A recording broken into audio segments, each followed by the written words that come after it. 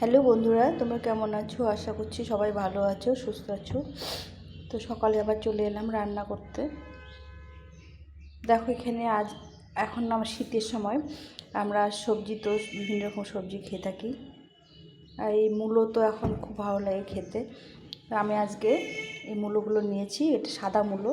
তো এই মূলোগুলো আজকে মূলোর ঘন্ট করব। ভীষণ ভালো লাগে খেতে। একটু মানে কীভাবে করব সেটা তোমার সঙ্গে থাকো, দেখতে থাকো।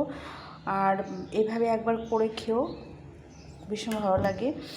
তো বন্ধুরা চলো রেসিপিটা শুরু করি। আর শুরু করার আগে তোমাদের কাছে রিকোয়েস্ট করছি, তোমরা ভিডিওটা সম্পূর্ণ দেখার চেষ্টা করো।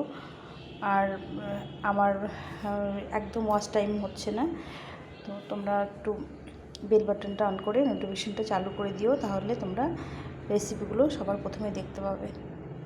তো আমি এগুলোকে কেটে নিই। আর নতুন বন্ধুরা অবশ্যই চ্যানেলটিকে সাবস্ক্রাইব করে পাশে থেকো।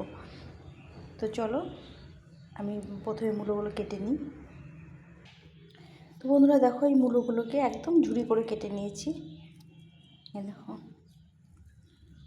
একদম সাদা মূলো। এই মূলোগুলো মানে ঘন্ট খেতে খুব ভালো লাগে, বা ভাজা খেতেও ভালো লাগে। একদিন আমি ভাজা রেসিপি তোমাদের সঙ্গে শেয়ার করব। আজকে আমি এটা ঘন্ট বানাবো। তো চলো রেসিপিটা শুরু করে দিই। এই কড়াইটা বসিয়ে দিয়েছি। কড়াইটায় আমি রিফাইন তেল দিয়ে দিয়েছি। এটা হচ্ছে ফরচুনের সয়াবিন তেল। তো আমি এই বড়িগুলোকে একটু নুন হলুদ মাখিয়ে নিয়েছি।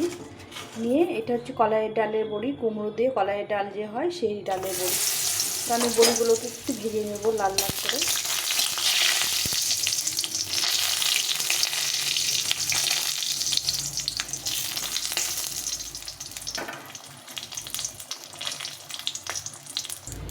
বড়িগুলো ভাজা হয়ে গেছে, উঠিয়ে নিই। বড়িগুলো একটু লাল লাল করে ভেজে নিলে ভালো লাগে। এখন আমি এর মধ্যে সরিষার তেল দিয়ে দেবো। এটা কাচ্চিঘানি মাস্টার অয়েল।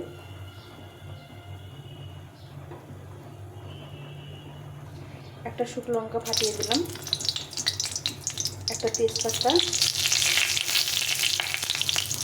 আর এখানে একটু জিরে নিলাম। দিয়ে ফোড়নটাকে একটু লাল লাল করে ভেজে নিতে হবে।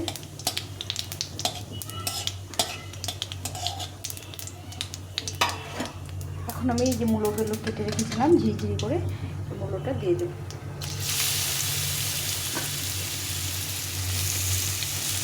এটাকে ভালো করে একটু ভেজে নিতে হবে, খুব ভালো করে একটু লাল লাল করে ভেজে নিতে হবে।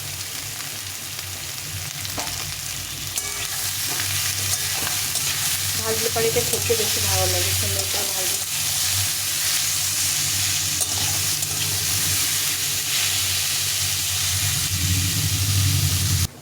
মূলোটা বেশ ভাজা ভাজা হয়ে গেছে, দেখো সুন্দর করে ভেজে নিয়েছি। এখন আমি এর মধ্যে দিয়ে দেবো পরিমাণ মতো লবণ, স্বাদ মতো, যে যেরকম লবণ মানে যার যেরকম লবণ লাগে লবণ, একটু হলুদ গুঁড়ো,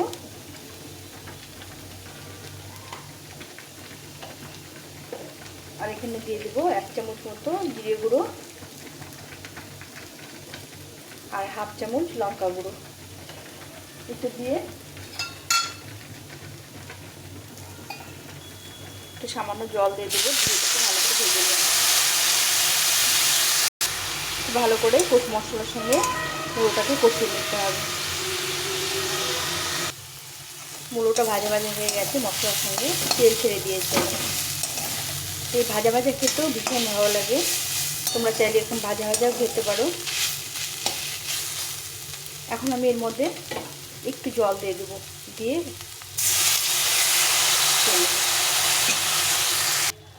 অনেকটা সেদ্ধ হয়ে এসছে। এখন আমি এখানে এই সামান্য একটু চিনি দিয়ে দেবো। তোমরা চাইলে গুঁড়ো দিতে পারো, একটু মিষ্টি দিয়ে দিলে খেতে ভালো লাগে। এখন আমি দিয়ে দেবো এই যে বড়িগুলো ভেজে রেখেছিলাম, দুটো বড়ি গুঁড়ো করে দেবো, একদম গুঁড়ো করে দেবো। ভালো করে ভেজে নিলে এরকম গুঁড়ো গুঁড়ো হয়ে যাবে। দিয়ে এটাকে আর একটু ভালো করে নেড়ে দেবো।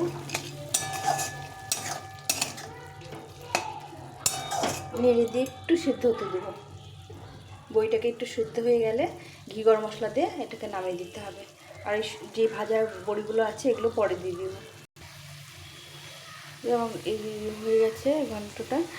তো এখন আমি এখানে একটু, তোমরা আটা ময়দা বা কর্নফ্লাওয়ার কিছু একটা দিতে পারো, দিলে পরে এই গ্রেভিটা ভালো মানে সুন্দর হয়, একটু আঠা আঠা হয়, খেতে ভালো লাগে, মানে টাইট হয়, সুন্দর মাখা মাখা হয়ে যায়। তো বন্ধুরা তোমরা একবার হলেও এইভাবে মূলো ঘন্ট খেয়ে দেখো, ভীষণ ভালো লাগে। আমার এটা হয়ে গেছে বন্ধুরা, আমি ঘিটা দিয়েছি, এটা স্কিপ হয়ে গেছে, তোমরা এখানে একটু বেশি করে ঘি দিয়ে দিতে পারো। আর এরকম গরম মশলা দিয়ে দিলাম, সানরাইসের গুঁড়ো গরম মশলা দিয়ে এটাকে ভালো করে মানে একটু ঢাকা চাপা দিয়ে এটা নামিয়ে দিতে হবে। তো দেখো কত সুন্দর হয়েছে, এটা আমি একটু ঢাকা চাপা দিয়ে নামিয়ে দেবো। এখানে আমার হয়ে গেছে মূলো ঘন্ট, এখন এটা নামিয়ে দেবো, একটা প্লেটের মধ্যে নামিয়ে দেবো।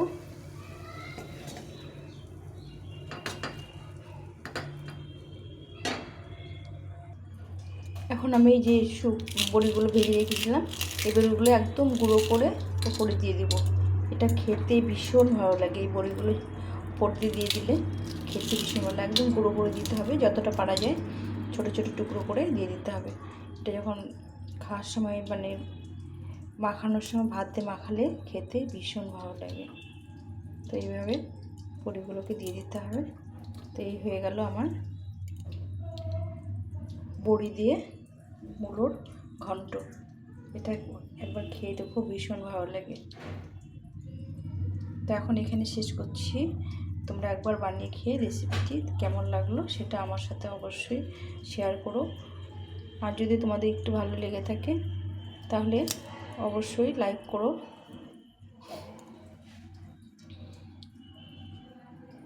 একটা লাইক দিয়ে দিও। তো চলো এখন এই পর্যন্তই, টাটা।